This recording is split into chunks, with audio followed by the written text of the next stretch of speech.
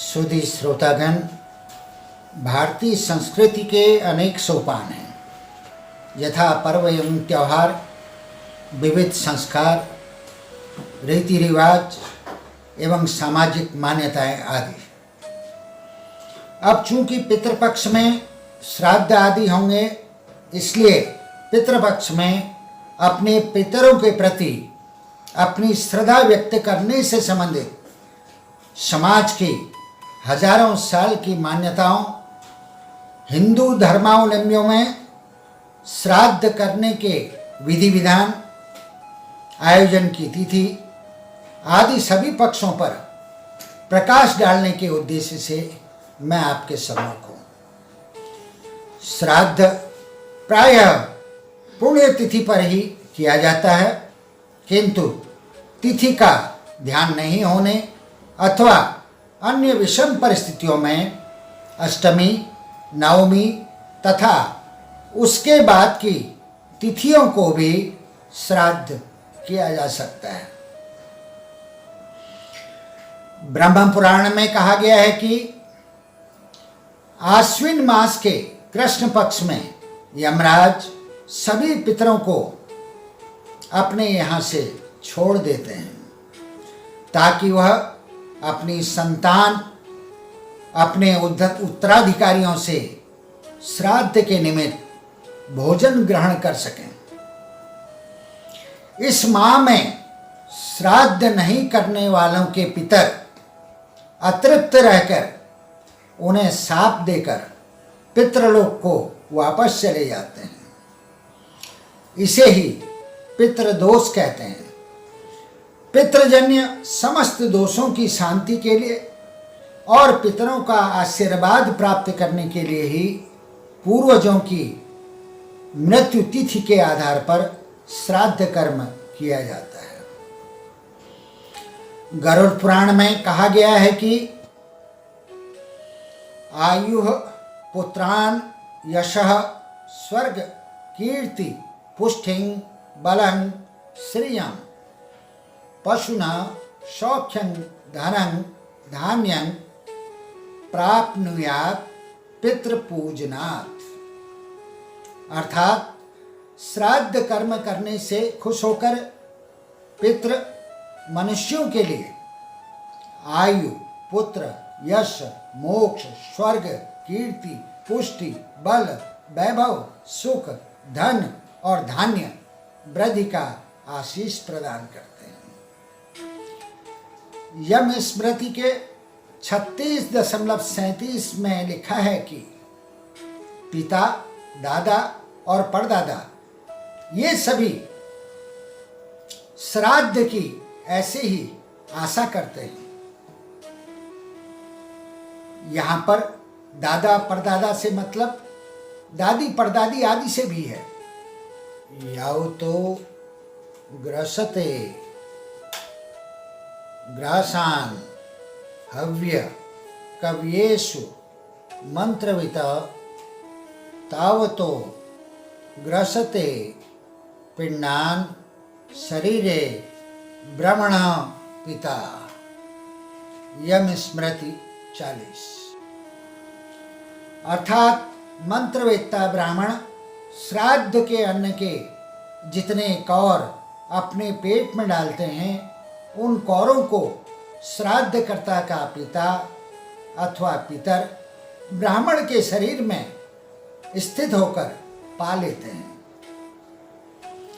उत्तराधिकारियों का अतएव यह पहला कर्तव्य बनता है कि स्वर्गीय आत्मा का तर्पण करें, स्वर्गीय आत्मा के गुणों को ग्रहण करें, उनके सत्कार्यों की प्रशंसा करें, जीवित गुरुजनों, वयोवृद्ध व्यक्तियों का समुचित सम्मान, पारितोषण एवं सेवा भी श्राद्ध है।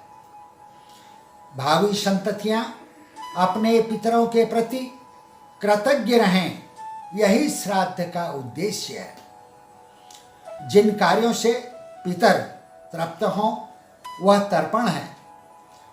श्रद्धा से ही श्राद्ध होता है। श्राद्ध के अधिकार के संबंध में शास्त्रों में लिखा है कि पिता का श्राद्ध पुत्र को ही करना चाहिए। पुत्र न हो तो पत्नी श्राद्ध करे। पत्नी के अभाव में सहोदर भाई और उसके भी अभाव में जामाता एवं दौहित्र भी श्राद्ध के अधिकारी हैं। कोई न होने पर ब्राह्मण स्वयं भी दिवंगत आत्मा का श्राद्ध कर सकते हैं। श्राद्ध चूंकि पुरोहित संपन्न कराते हैं, वह मंत्रोच्चार करते हुए विधि बताते जाते हैं।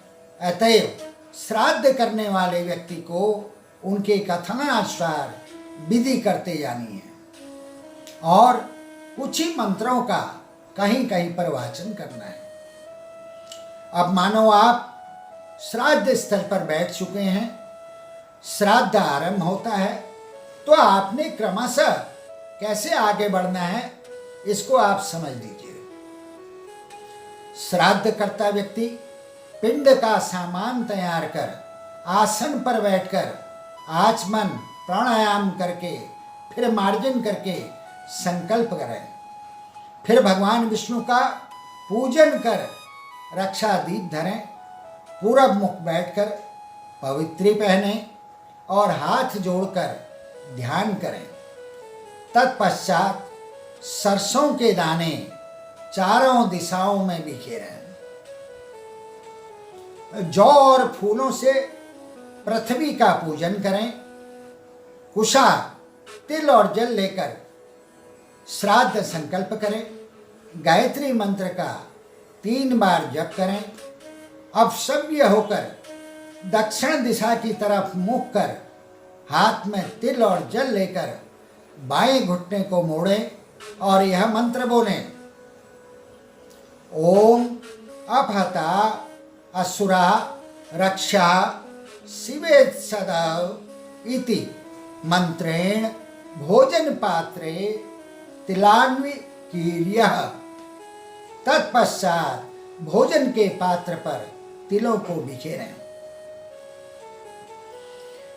ओम आयन्तु नः पितरः सोम्यासो अग्निस्वाताः पथिभिर्देवयाने अस्मिन् यज्ञे स्वधया मदन्तो अधिर्भवन्तु ते अवन्त्वस्मानः इति पितृना आह्वाय। इस मंत्र के साथ पितृगणों का आह्वान करें। एक पात्र में अर्घ्य बनाकर दक्षिण की तरफ अग्रभाग करके पवित्री धरें। जल तिल गंध पुष्प भी संबंधित मंत्रों के साथ छोड़ें। इसके बाद अर्घ्य पात्र को बाएं हाथ में रखकर भोजन पात्र पर कुशा को उत्तरार्घ रखकर ढक दें। फिर चट के ऊपर मंत्र के साथ अर्घ्य छोड़ें। फिर पात्र को उत्तर दिशा की तरफ आधा कर दें। मंत्र के साथ पितरों को गंध अर्पण करें।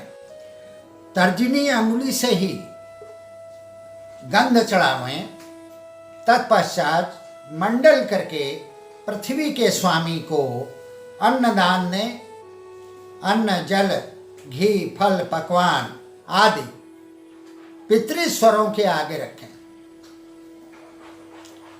दाहिने हाथ से पात्र को पास रखे पश्चिम की तरफ रखे हुए पात्र से स्पर्श करें और हाथ वहीं पर रखे हुए संबंधित मंत्र का पुरोहित के कथनानुसार उच्चारण करें। वापस 3 बार गायत्री मंत्र जपें। मंत्र के साथ भूमि के ऊपर तिल बिखेरें। फिर नैऋत्य कोण में अपसव्य होकर विकर पिंड को दें।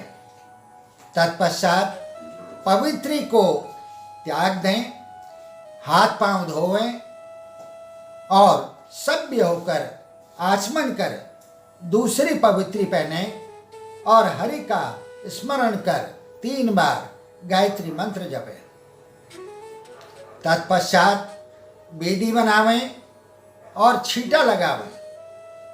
अपहतेति इस मंत्र से 3 रेखा बनाएं और ये रूपाणी कुशास्तरणम शव्यं देवताभ्यं पठेत के मंत्र से एक कुशा जलाकर बेदी के चारों तरफ घुमाकर ईशान दिशा में फेंक दें। फिर लकीरों पर कुशा एक एक करके रखें और सव्य होकर प्रार्थना करें। फिर आप सव्य होकर हाथ में जल, तिल, गंध, पुष्प लेकर रेखाओं पर नाम, गोत्र आदि का उच्चारण कर जल छिड़कें। इसके बाद पिंडदान करें।